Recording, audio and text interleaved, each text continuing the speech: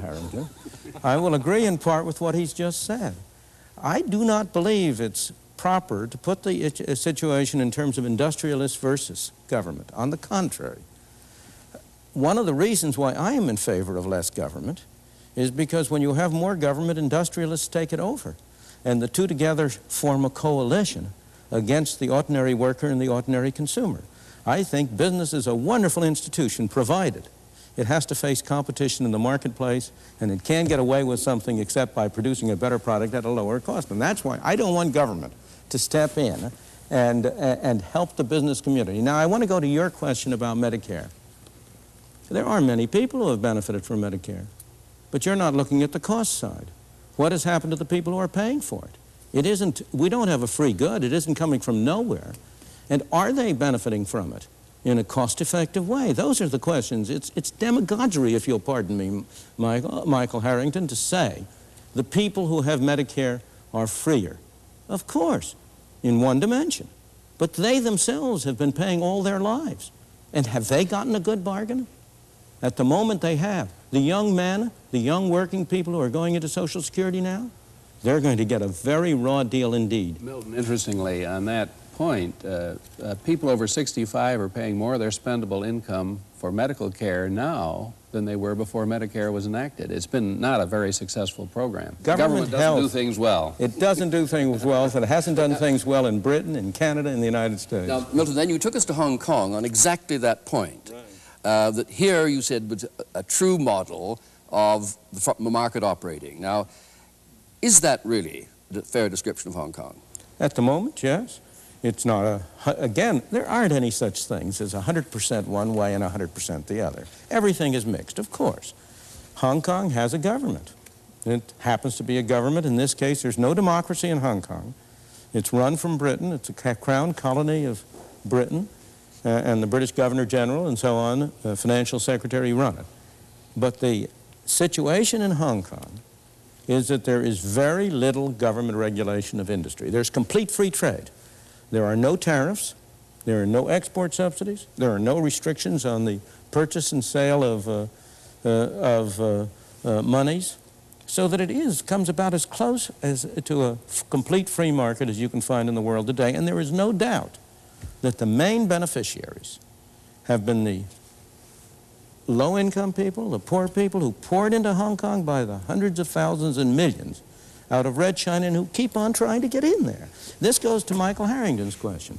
If an industrial system, if a free enterprise system is a system in which the poor are ground beneath the heels of these rapacious industrialists he's worried about, how would he explain the success in Hong Kong, the extent to which people continue to vote with their feet to go there? You're not asking us to make of the United States one gigantic Hong Kong or sweatshop or whatever you want to call it.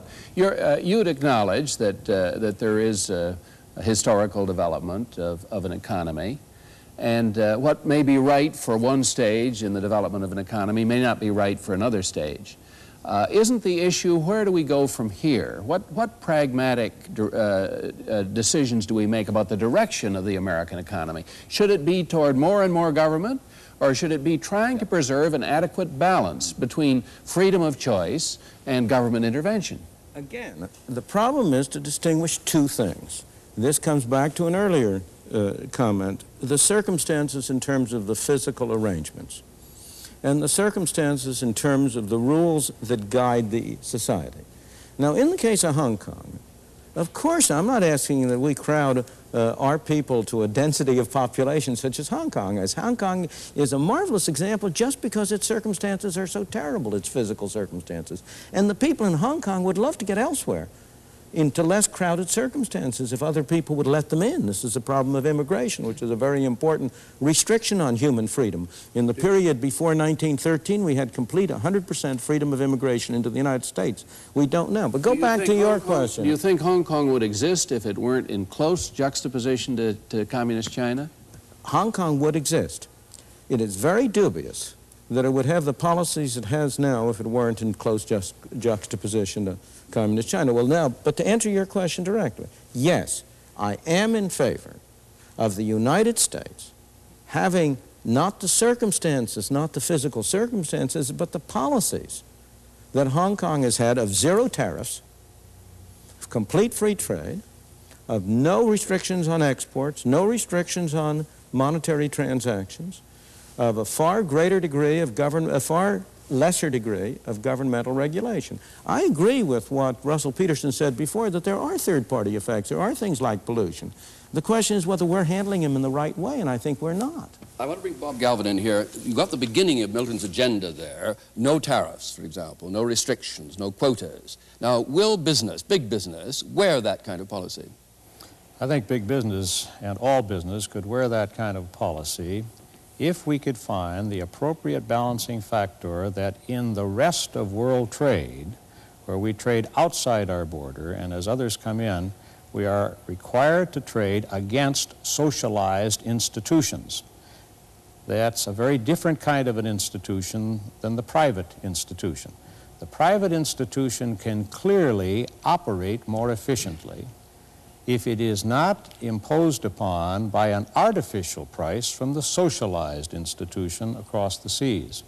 So I think there has to be, not protectionism, but there has to be an international rule of the road that prevents the socialized institution from subsidizing and taking advantage of the private institution. Sorry, did you include the 9 countries of the common market, though, as socialist countries? Or are you prepared to have open competition from all the 9 countries of the common market? The 9 countries of the European common market engage in the most dramatic of the socialized institutions. I don't agree with him at all. We are hurting ourselves by restricting trade from abroad.